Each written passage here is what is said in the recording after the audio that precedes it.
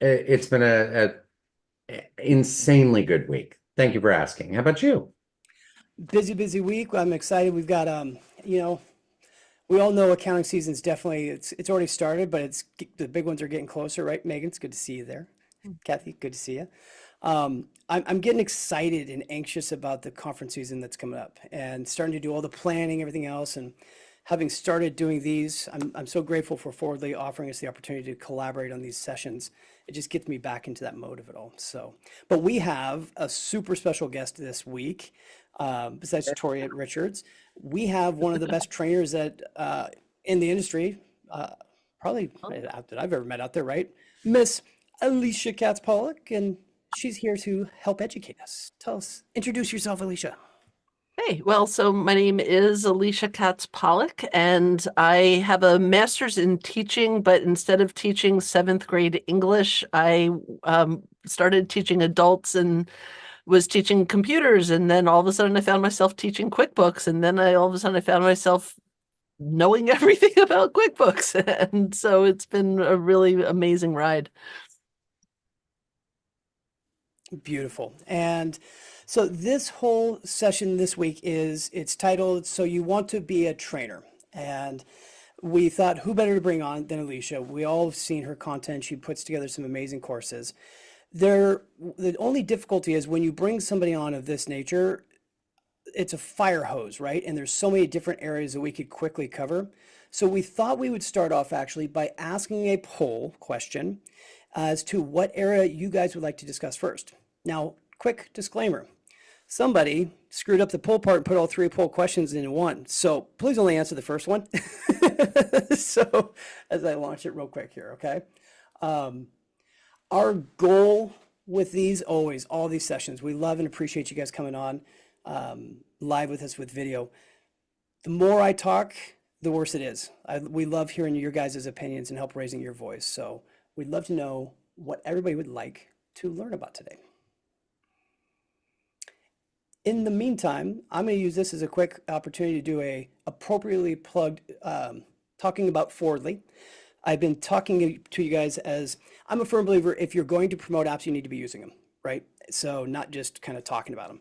So I've actually been able now with my business, set it all up and been requesting payments, going through the whole process.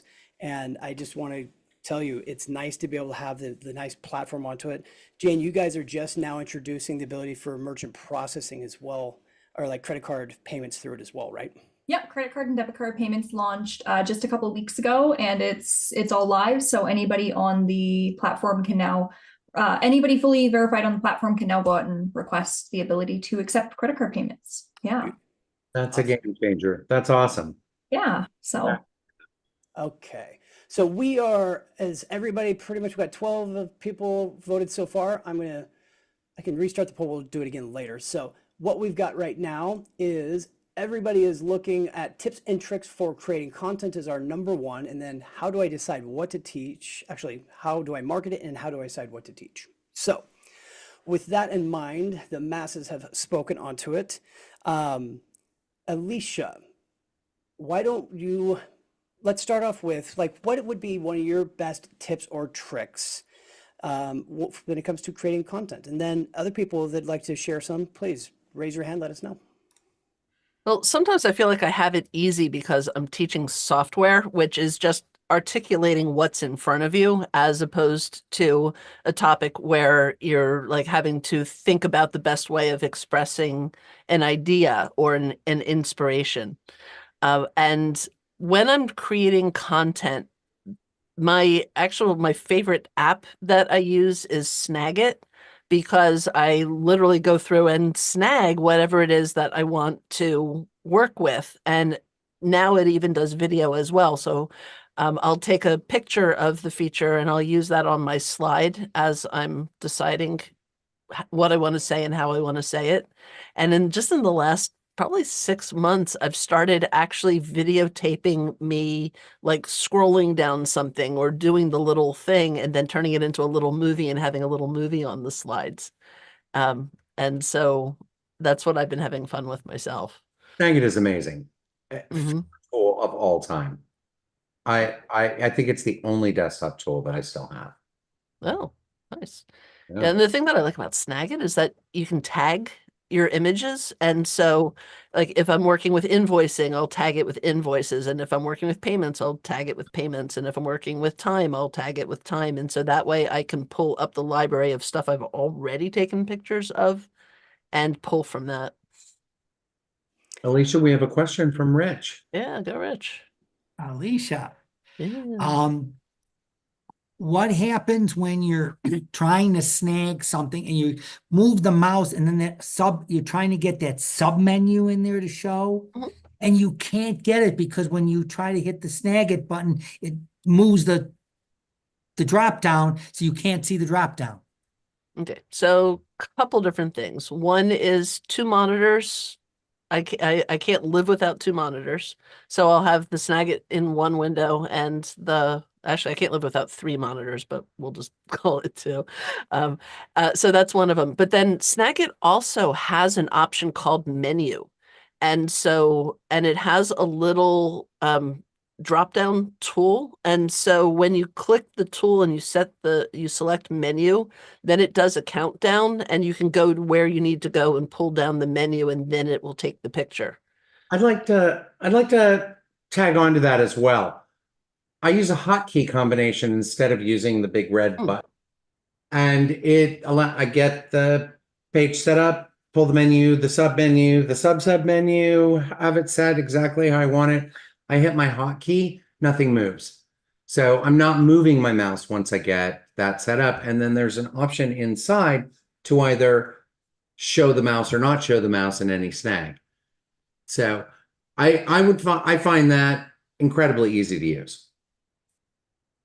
That just made me think you could actually set up the Stream Deck to do your Snagit click. Absolutely. That's an interesting idea. Carl, thanks for letting me know about microphone. Hopefully audio is a little bit better there. So, I'm actually drawing attention to these little things where the little hiccups, because it's important to recognize they happen all the time when you're trying to create content and figure out how to get things quite right. If I had to say one big thing, of course, for content creation, it's having a fake environment where if you're building the content out, it can live and survive.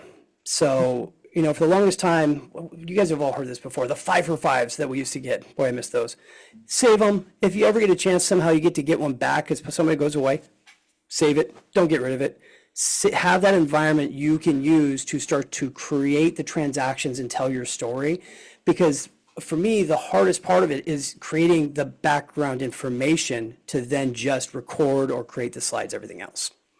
So I actually, for my reconciling class, which has like really specific requirements, like I have to show you how to identify all of the different ways that you get bad data in your reconciliation. So it took me a while to construct it. So I actually made a sample file that's just the reconciling. I connected it to Rewind, taught the class, rewound it back to the beginning, and it just expired for the first, it was about to expire. So I re-upped it for one more month. And then I'm about to unsubscribe to it again.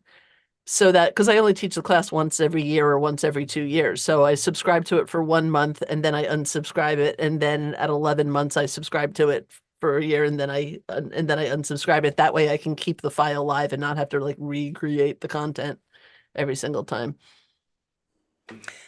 that's pretty smart. Anybody else have tips they would like to suggest as well?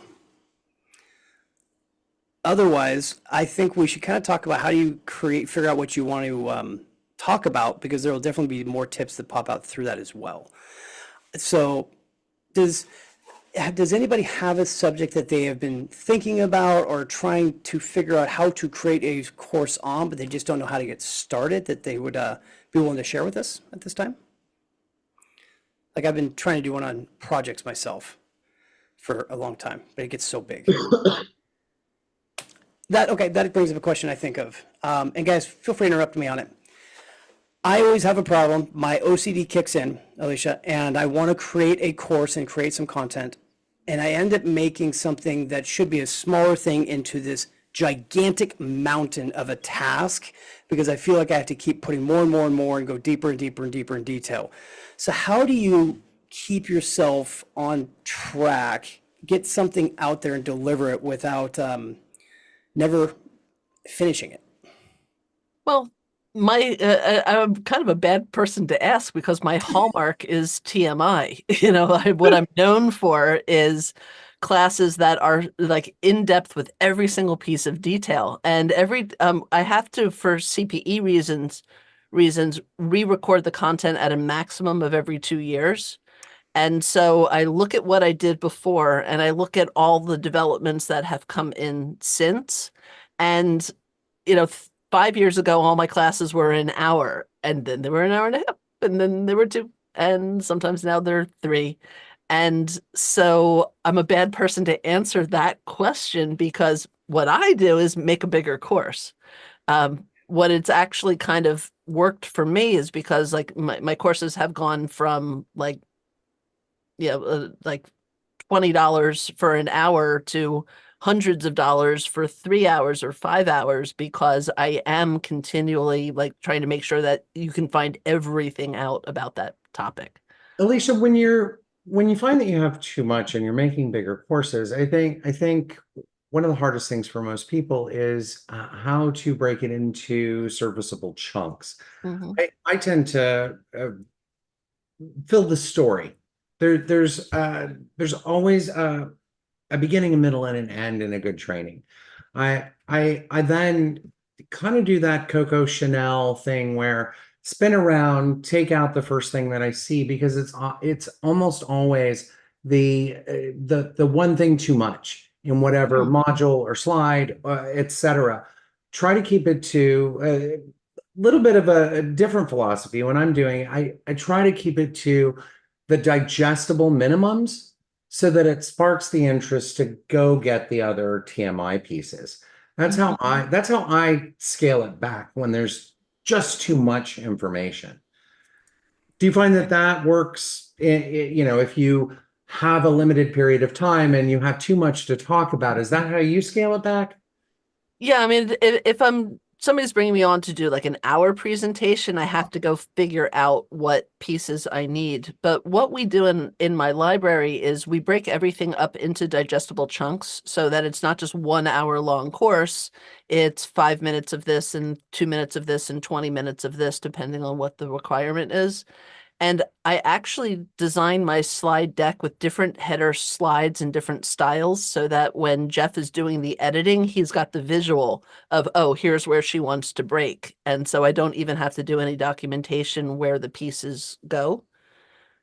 And and then when I want to repurpose it for like, a guest event or something like that, I'll figure out what the audience needs, why are they bringing me on and what do they want to know? And then I'll grab those sections of the slides and compile them into a new one specifically for that event. There's an interesting question I'm sorry, did I interrupt somebody? I heard. Nope, go for it. That was just me. I think you're going the same place, though. Go for it. There's an interesting question that Matthew brought up in the chat, which I think is very relevant and very Matthew and I banter about this back and forth all the time. Shorter videos or longer videos? I personally am a fan of shorter videos because I can get the targeted information that I want very quickly if I'm going to watch video. I actually prefer reading training over video format because, oh my God, you too. Okay, so I truly would rather eat the bark off of a tree than watch an hour-long video, because in a transcript or in a written format, I can get to the thing that I am looking for so much easier. What is your preference, Alicia? Obviously, you just said that it's the written format. Yeah, I mean, for me, with the grand irony is that, because the world wants video content because we're visual, I hate watching videos to learn what I need to learn. I want a transcript where I can just go straight to whatever it is I need and control F it and find the sections that I need with what I want to know. And I've been, we're starting to do that with RoyalWise. We're now that we've got AI to do the job for us, we're now taking transcripts and we're going to start There has been editing transcripts. such a shift in the last couple of years with regarding transcription. It has made all the difference in the world when it comes to videos. And yeah, we are visual, and yet I still gravitate to the written word, the visual written word. It sinks in more than when, ironically, I talk for a living, but it sinks in more than the talking. So. Yeah. Well, in the resources area, I have some slides that I had created about learning styles and teaching strategies, and kind of like the teaching element, not necessarily the tech of the trainings. And one of the slides that I actually have in there is about learning styles, because some people are visual, some Right. people are audio, and some people are kinesthetic. And being able to design your trainings in a way that they can do more than one channel, the more of that you can do, the better the retention's going to be. We were just talking about this the other day in Roundtable. How, when you're bringing on, for instance, a new employee, learning their style and not almost, but working towards that style. I'm very much kinesthetic. If I touch, I never forget. If I read, 80% retention. If I watch, almost no retention. So learning employee style and when you're training. So that actually brings up an amazing question that I think is kind of maybe almost an elephant in the room. How do you determine which kind of training you're going to go for? How do you determine, or do you just default to written video and here's some exercises to try on your own? Well, I like to repurpose my stuff as many ways as I can. And that's also one of the beautiful things, going back to what I was saying about the way that I design my slide decks, that I can just pull out a chunk. And so if I'm going to speak at a conference, I can pull out that chunk and put it in their template and in their format.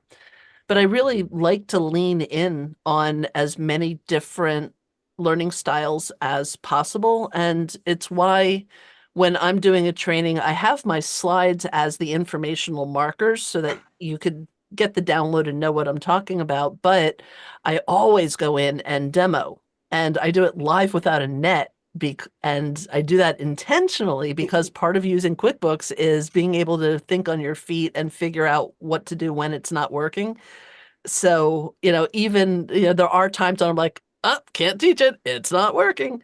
But most of the time it's people learn how to cope by seeing that happen. But what I like to do is I like the idea that somebody's watching one of my training videos and I demonstrate how to do something, and I'm hoping that they're stopping their video and then they're going and trying it themselves. And then they start the video and do the next part and then try it themselves. And so I'd really try and articulate the clicks as much as possible, that when you hear me talking, I'm always saying things like, and if you look in the upper right-hand corner, there's the big gear up there. And then I have an app that I really love called Mouse Pose that highlights which part of the screen I want to look at. And some people do it post-production with Camtasia, but I actually do it right during the presentation to help guide people's eyes. What was the name of the app again? I want to make sure. Mouse Pose. Does it work for PC also? It's I doubt it. There must be an equivalent on PC, Okay. but that one's definitely Mac. And so Mouse Pose is the one that we use. But then that's also why I've been writing these books that are so big and fat that you can actually get exercise with them, not just mental, but physical. And they're the challenge with these is that this is literally step by step and click by click. And so people like having books in their hands. As much digital as we've gone, and Richard, what you were saying with wanting to read it, there's something about reading out of a book that there's something satisfying to it. And then you can circle things and dog your things and take your own notes in it. And it's so retro that it's new again, Shannon, that people are actually coming back around to books a little bit. But like this book is a labor of love because I literally have to run the curriculum every single year to go pull what's changed. But I'm actually really happy to announce that I have made an agreement with the publisher that this particular set of books with the step by step has been a college textbook for years and years and years. And I made a deal with him that he's going to let me repurpose the content into smaller books and put them up on Amazon. So it's kind of like an experiment. Cool. But I'm going to turn this into, instead of one gigantic 600-page book, I'm going to turn this into 5 smaller books. So one's fundamentals and one's just the payroll and one's just the inventory and the project center. And so there'll be like little tiny books where you can buy the book just on that one thing. Alicia, I have a question for you, if you don't mind. Yeah. There is a significant difference between amazing training and boring training. We've all been to boring trainings. People are reading the slides word for word. I could just download the slide deck and read the words for myself. How do you make sure that training is always exciting, interesting, and that more than the average of 12% retention is there? Because that every study shows that most live trainings, people only retain about 12 to 20%. Mm-hmm. How do you overcome that obstacle? Part of what makes a training eye-gougingly boring versus engaging and entertaining partially is you coming in as a trainer and your own attitude towards it. That, first of all, there's just like the personality piece, that if you are a fun-loving person, you're going to have a fun training. And if you're a boring person, your trainings are going to be boring. But beyond that, it's also your approach and your attitude that people have told me that they like my enthusiasm for the content, that because I totally love geeking out about bank feeds, my bank feed videos are fun because I just, I'm having fun doing it, so they can too. Part of it is also modulation. I'm very, very careful, and I'm doing it right now. You can hear me meta doing it. I'm very careful with my articulation and how I emphasize different points. So I make my voice go up and I make my voice go down and I stop and I emphasize and I get loud or I get really soft.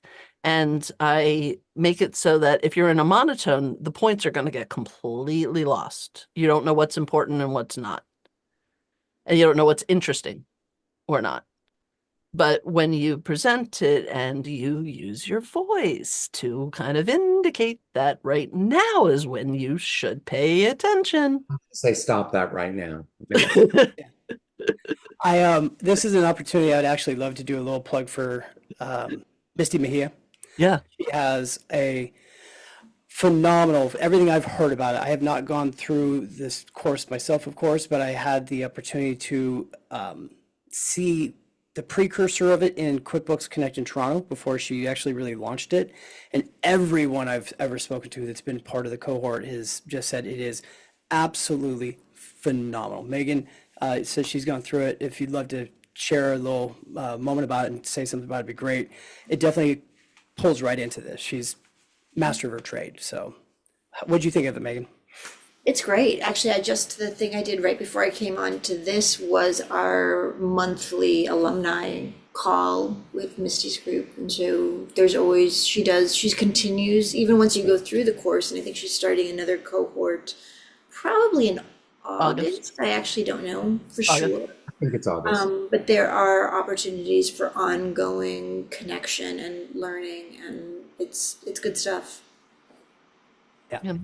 I actually just finished it myself, and it was interesting for me because there were a lot of things that, I already knew, but there's things that I have to remember. And that's where the difference is, though, between content training and thought leadership, that there's certain things that I couldn't apply, like the slide deck building, because I have to do certain things as a content trainer.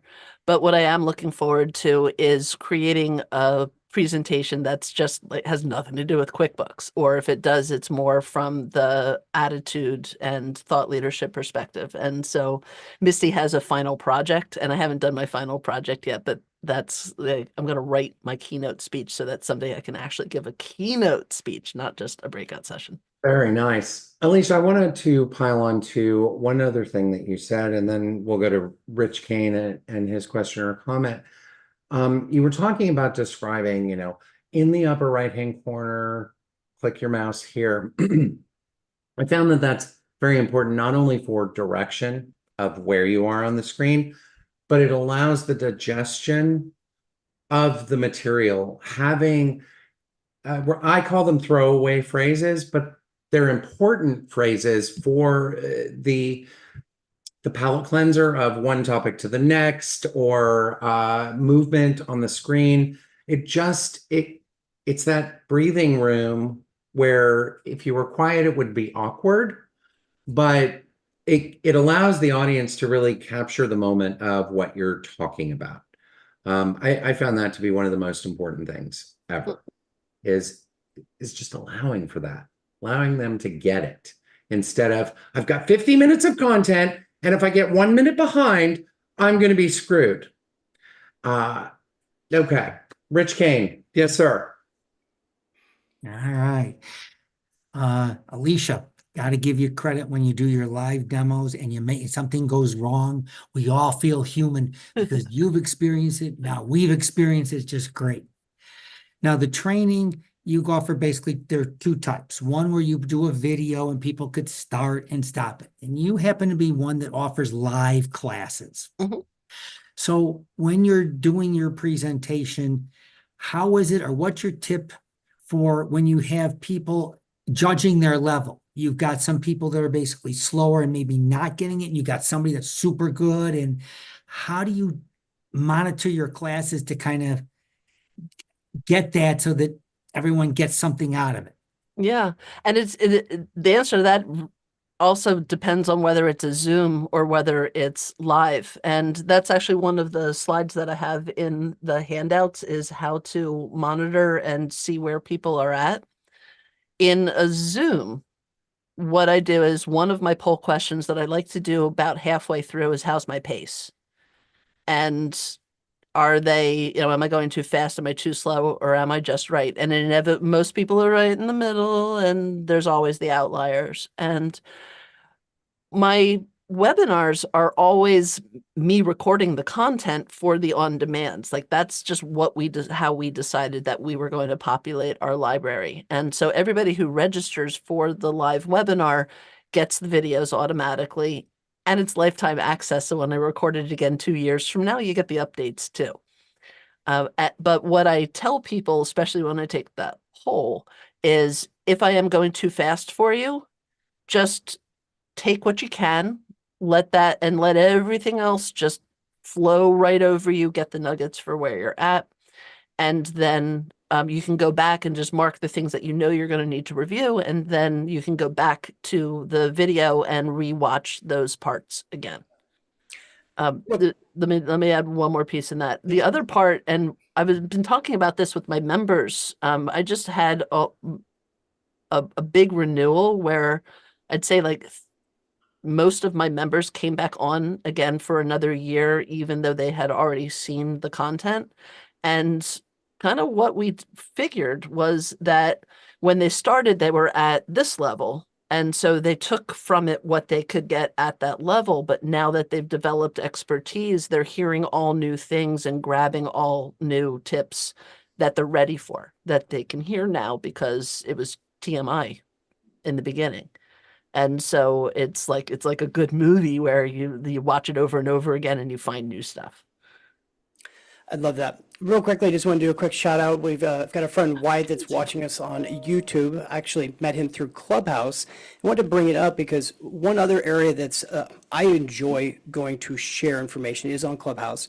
It's a great place that if you're trying to get your cadence figured out and become comfortable speaking, but maybe you're not ready to do much with video, you can jump into rooms, start sharing your knowledge with others, and it's just an audio only app. It's something I've stuck with for quite some time, and I find it to be pretty powerful. I also want to share, when it comes to creating content, always remember one thing, that you could put every bit of your content, give all the secret sauce, put it all out there in individual videos. People will always still rather pay to have a place where it's nicely organized and they can go section by section by section. You don't have to tell the entire story the very first time. Get the pieces out chunk by chunk that you like and put it out there. Find something that you're passionate about. I would definitely say, I wish I was more like a good old Hector Garcia with his channel, who's very intentional with his videos and consistent. But get started if you're doing it. Find the things you're passionate about, make those videos, and you'll start to figure out how to expand from there and have more fun with it for sure. Richard. I wanted to add on just a tiny bit. I used to do a lot of classroom training. So what we haven't discussed is, the difference between Zoom training and recorded training and interactive training and live classroom training. I wanted to talk about for just 2 seconds the notion of the lowest common denominator, what we were just talking about, person who's not quite keeping up. For those of you in the room that are doing classroom training, and many QuickBooks trainers are locally doing that, what I like to do with the lowest common denominator, especially if they're the louder ones that are asking a lot of questions that are a little irrelevant or they're just not keeping up, I make them a part of the presentation. I'm like, would you mind helping me out? I'd like you to advance the slides. Redirect their focus. They actually do retain more. The questions lower, the interrupting questions lower, and it brings them into focus in the room. And that's what's necessary. That was taught to me by an old school trainer years and years ago. And I've never forgotten it because it's truly, there's always that person in the room, isn't there, Alicia? There always is. Always. That's actually one thing that one of the reasons I'm happy I get to go over Zoom now and we're not live and in person anymore.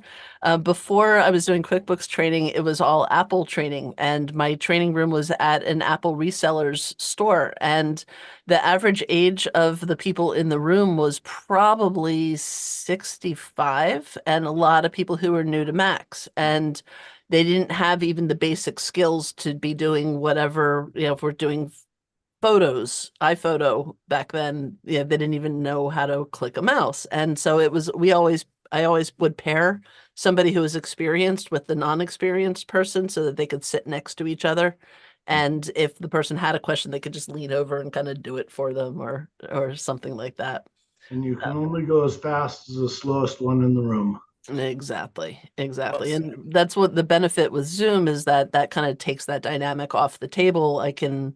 I still teach to who's in the room, and I mentioned my middle level question of what speed am I going, but my first question is who's in the room, and how much experience do you have? I run those 2 poll questions together, because if I have business owners, the conversation's different than if it's bookkeepers.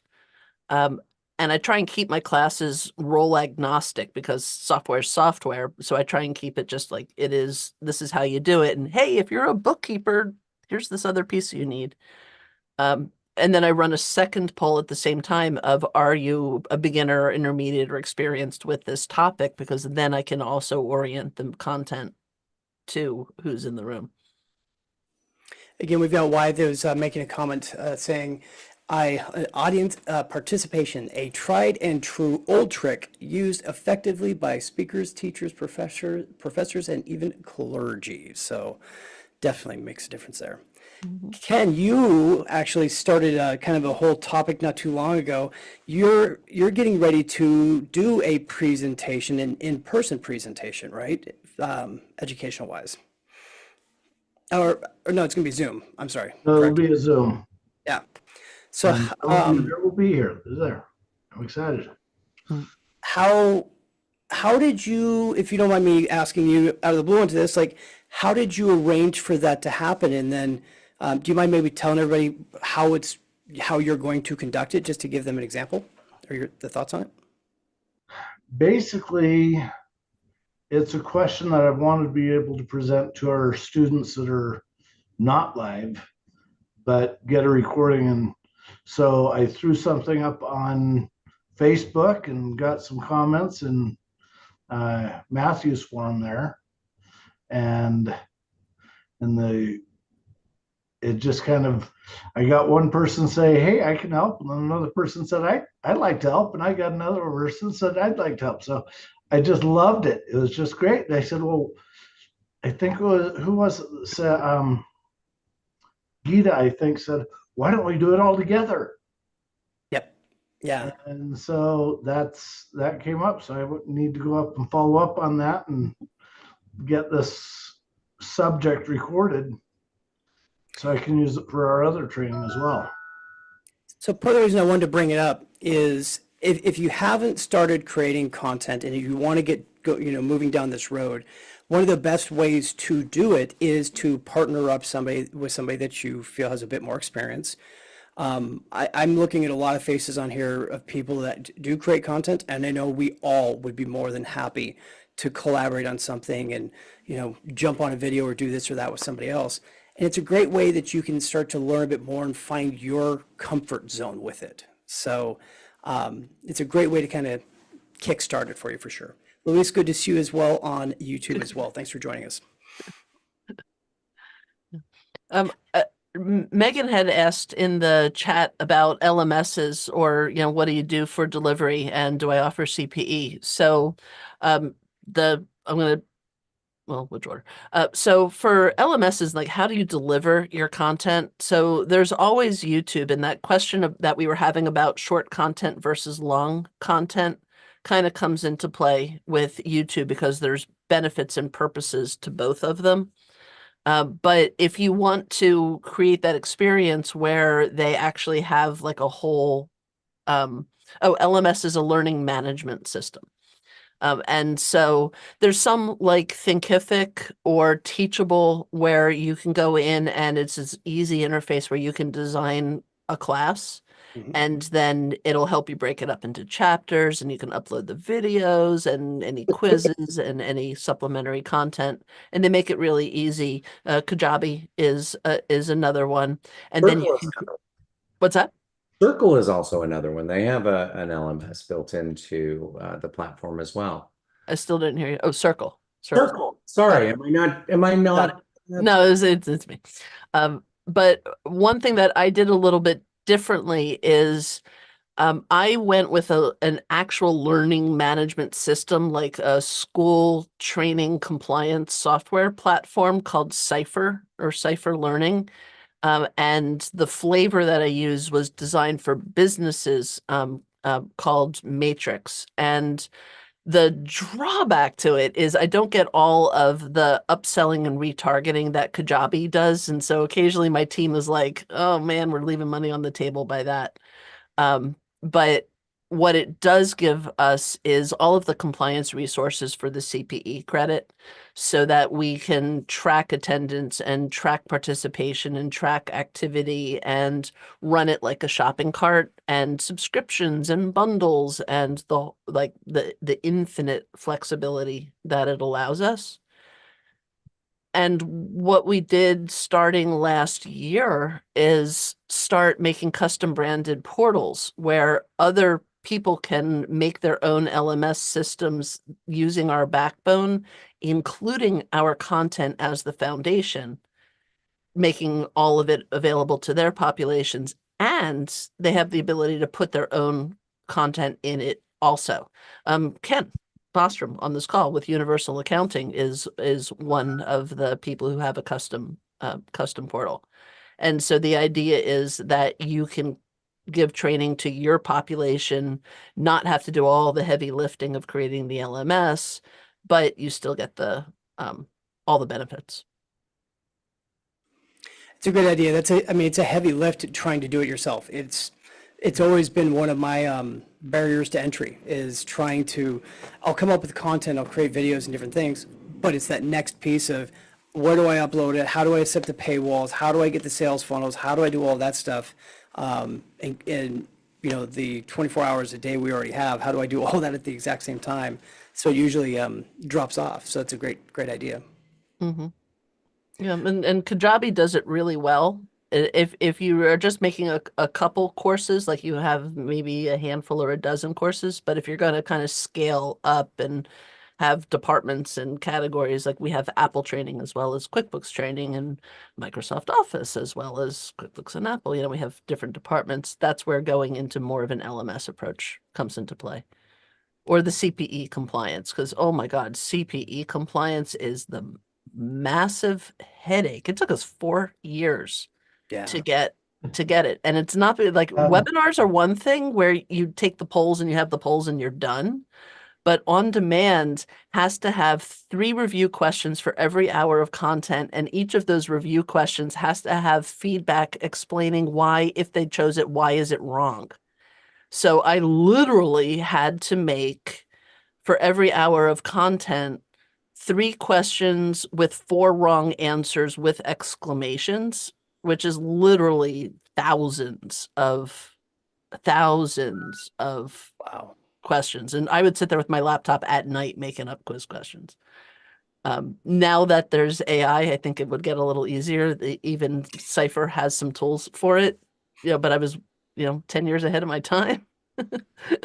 Some point But in you time, have to make sure the questions are not silly questions or silly answers. They're very picky on how the questions are, what the questions are like.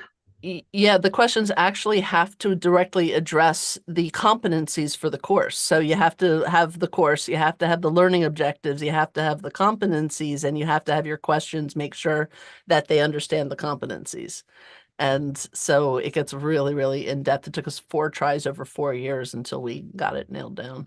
Alicia, I got a direct message that it is actually to you. And it is about competency of the trainer. Do you feel like trainers actually have to know the content? Or is it a delivery mechanism, much like playing a role? A good trainer is an expert in their field, but anybody can know a little bit, and you'll have people in your course who know less than you. I made the mistake once back when we were doing live training. I was teaching for a business college, and there was somebody I was working with, and I was teaching him Excel. And I actually got him a job as one of the Excel instructors, and it rapidly came back to bite me because he didn't have enough information about anything that's outside the steps in the book to be able to lend his expertise to the topic. So, there's lots of beginners out there, and if you're intermediate, you can teach beginners, but you can't account for who's going to sign up. Well, I think that's in heavily technical areas as well. But, teaching thought processes or critical thinking or those kinds of things, I think you can do some book knowledge, but not necessarily practical knowledge out in the world. I think there's room for both, but I think it's imperative if you're in that zone where you're not 100%, call it out. Yep. I used to work with Fred Pryor seminars, and they would send me around the US doing seminars for them. And sometimes I'd get a book, and I get a book in the email and say, this trainer is sick. Can you go teach their class? And so I'd have to learn, I'd have to become the expert very quickly. And those were sometimes some of the funner classes, but You think back to know more. I think, as Alicia said it, you need to know more than your students, and you're good. I agree. I think if you think back to like elementary school and secondary school, the teachers always had teachers' editions. Okay. And there's a reason for that, because they need notes to go along the way as well. And so were they always the expert? I really don't think that they always were, but they know how to teach. And that's there's a difference between subject matter expert and teacher, I believe. Yeah. I mean, you can see the difference in the outcomes from the class, whether they really knew their stuff or not. Yeah. And you can also hear it just when I'm teaching a class that's a brand new first time class versus one that I've taught 100 times. I'm going to stutter more. It might take me 2 tries to do something. And those are the ones that are nerve wracking for me. You know, the ones where I know that I got it.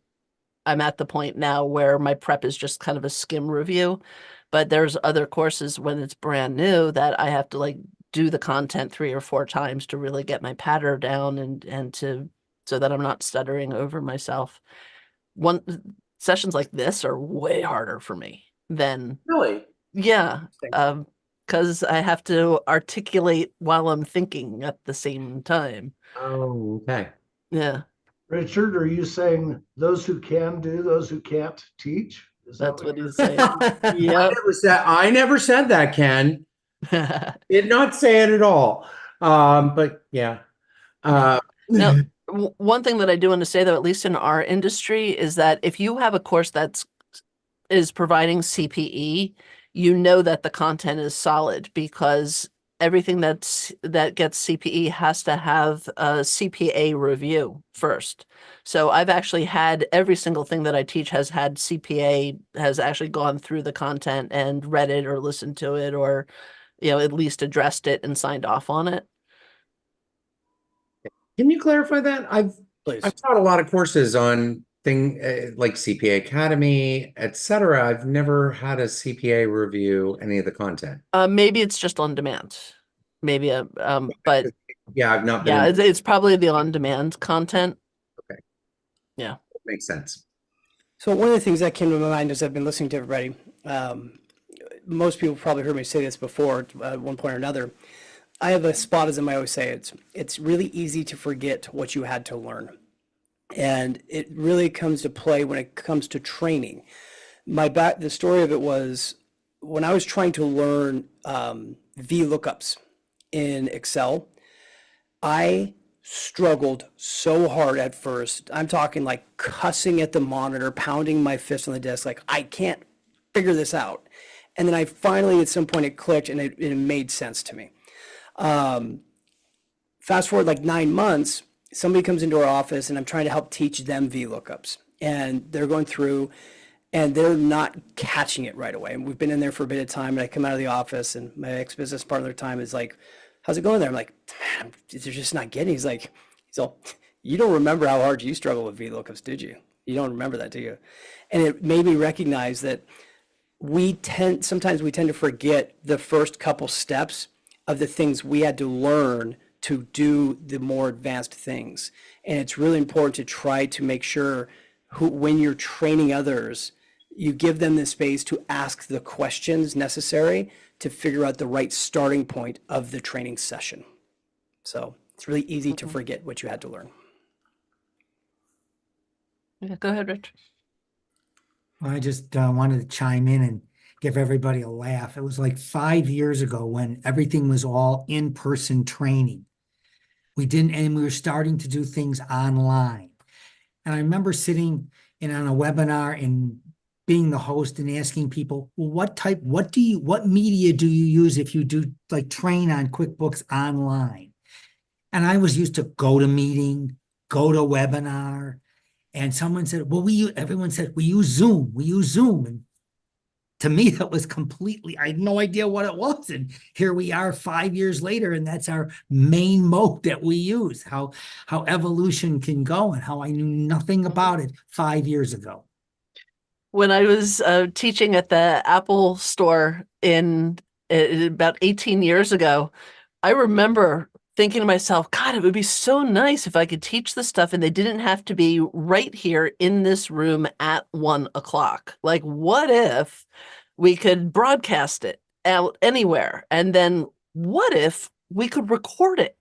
You know, so we kind of like went through that phase of how are we going to do this? And at that point, there were no answers. The tools did not exist. I mean, we were like getting ready with a camera in the back of the room, and the quick time for the screen share to record what was happening on the computer. And so my first ever recorded content was how to use Mac from like 2003, I think. And it's like before the technology existed. So on the one hand, it's terrible. On the one hand, it's innovative. But I remember being like, oh my God, it would be so nice if they didn't have to be in Portland. And it would be so nice if they could watch this later. And then the world caught up with us. And we had started Zooming in 2017. There was a snowstorm in Portland. And I had a big client that I had to go to, and I'm like, okay, there's got to be a way. And I'd heard of Join Me, but it was kind of meh. And so I literally did a web search. I found Zoom, and it was like, oh my God, I can actually see her screen and I can do the work. And so RoyalWise started it stopped being all on site and started being able to go national. And then we were like, and then I would like set up the Zoom in my classroom and I would still be teaching the classes live, and I would have my computer up on a pedestal so you weren't looking up my nose. And I have a big mobile green screen on tent poles to put up. And that's when I got my first Yeti mic.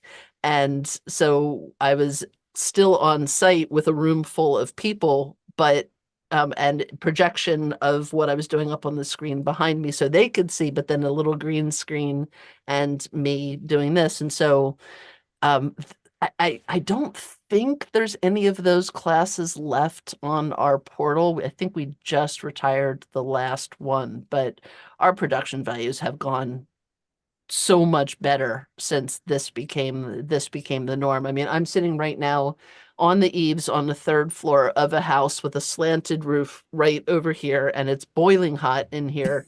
And do you guys want to see my setup? Show it. Yep. Yeah. All right. As you're pulling that up, it reminds me of one of my favorite sessions I had the chance to do with Scaling New Heights was the live stream.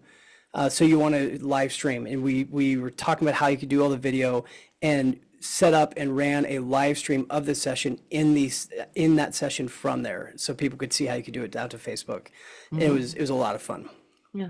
Okay, so we start with the green screen. And so I'm putting up my classroom so that people see I have a class so that you feel like you're in a classroom. But we actually have a whole office building. We have a workspace, a boardroom, everything's RoyalWise branded so I can be on whatever kind of environment is right.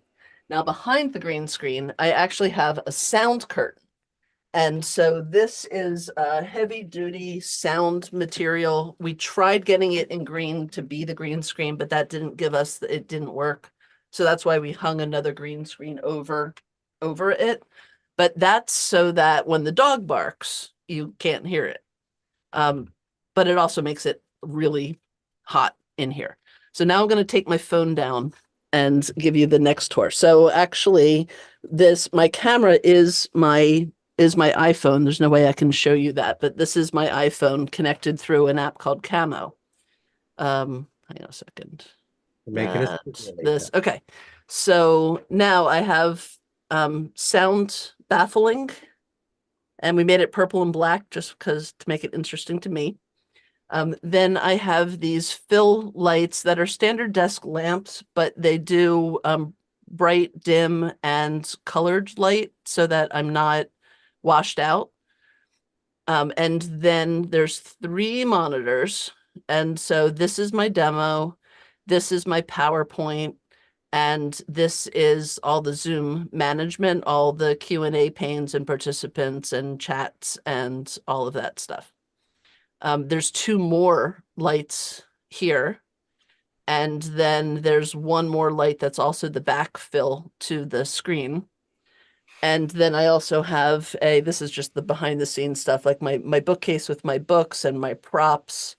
And we had tried making it a bookcase because like that's what you did on Zoom was having a bookcase, but we couldn't get the angles right. Yep. So this is my recording studio. And so I share this with Jamie. My husband is also an Apple trainer, so he does the same thing I do with QuickBooks, but he does it with Apple. And I taught him everything that I knew because he was a PC guy.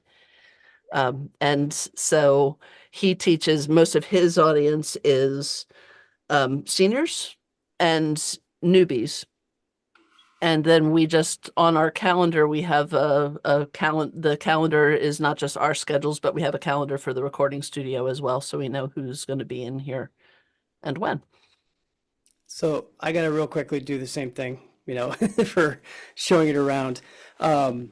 It's a lot of fun figuring these things out, and Alicia, I'm sure you're the same way. If you guys have questions on any of this stuff and what equipment to get, feel free to reach out anytime. We can save you a whole bunch of time and money from not buying the wrong stuff all the time. And how deep is your bookshelf there? What's that? How deep is your bookshelf? It's not too bad. Now, the nice thing is this is actually a real bookshelf this time, but I have my green screen set up that I do. And I use a special software called vMix, which I'm going to switch over here in a second. And this gives me the ability, like when I've been going to my parents' place recently to help them with stuff, I can toss a video up and nobody will know whether I'm actually at home or not when I'm doing my videos, which is awesome.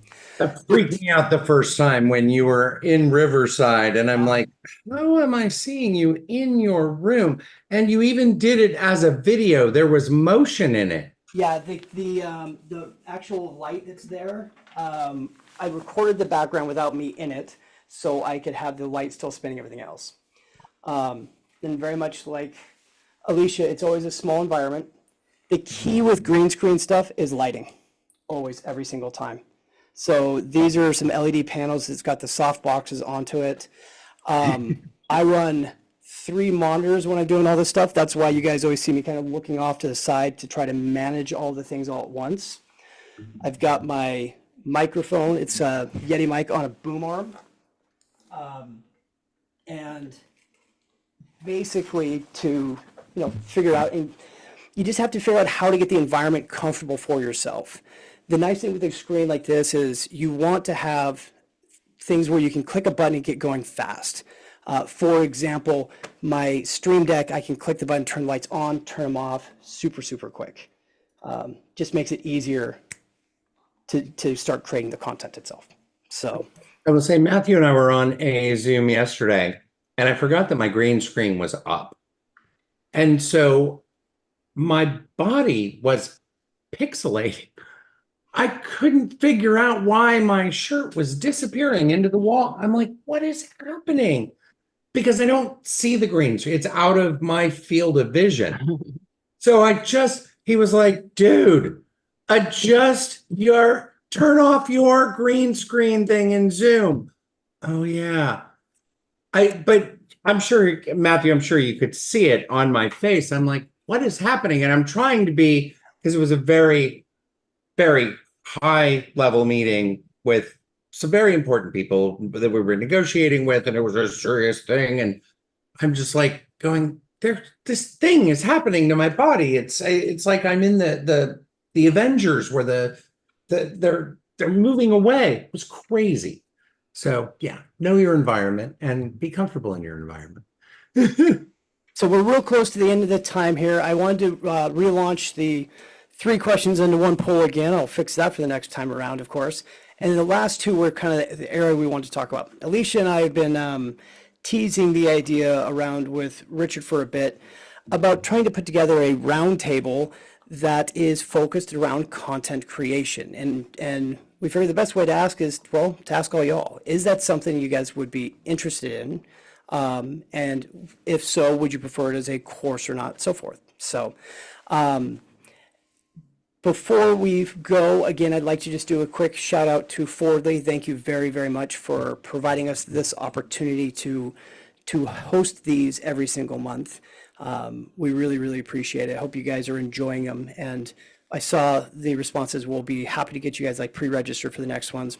We've been doing this on the new platform on purpose. It's got more resources. If you guys haven't checked that out, you can click on the resource tab. There's even the landing page as to when you get set up for this. we're trying to add more and more content throughout all of these episodes that you'll always be able to reference back to. Next month, we're going to have 2 episodes. The first one we're doing is right before Scaling New Heights. It's going to be with Mr. Rich Kane here. We're going to be talking about networking tips and tricks. It's networking, whether it's online or in person, how you can be more successful with it. And then we have an additional one that'll be on the 28th. We'll be listing pretty soon. It's going to be talking about working with family. So be sure to register for those as well. The videos will be up pretty soon. After this, you'll be notified about that also. Jane's asking, and it's a good question, who here is going to Scaling New Heights? Yay! Megan, you're not? It is always the same week as the AICPA nonprofit conference, and I felt like it was about damn time I actually went to that. Yeah. So, yeah. That makes sense. Well, be sure to stop by the Fordley booth, say hello to them, come see all of us out there, right? I'll be out there as well at the, actually I'm going to be visiting with Shannon for a bit of time at her booth and some other items, so I look forward to it. I haven't heard where all the parties are at yet, so if you do know where they are, please let me know. Karen, what would you like to add real quick? I think she's raising her Oh, hand. just raise your hand that way? Okay, so. Oh. Royal Wise is going to have a cabana at the pool on Wednesday. So come by and have a cocktail. I think we're even going to try and bring our travel instruments, and we might get a music set in there. Nice. Yeah. Alicia, for people that want to know more about you, how do they get, is it royalwise.com? Is it Yeah. royalwise/training? Royalwise.com is the website, but it actually, we're in the process of revamping it because it doesn't represent what we do anymore. Learn.royalwise.com takes you straight into the LMS where you can see the different courses. And we have individual courses, we have the webinars, we have site-wide memberships and an affiliate program and the custom portals. So basically what we're trying to do now is position ourselves that whatever you need for training, whether it's you or your team or your firm, we've stepped into firm level training now. And so I'm happy to, that's the beautiful thing about our LMS system is that we can literally provide whatever kind of training you need in the way that it works for your systems. Beautiful. I want to say a personal thank you, and you did a wonderful job here, as always. Oh, thank you. I think I've seen you 4 times this week in different sessions. So, yeah, you're in the right place with Alicia on training. So, thank you, Alicia and Matt. Thanks for having me. It's super appreciated, and thank you forwardly. All right, guys, thank you. Here's wishing you all a very successful week.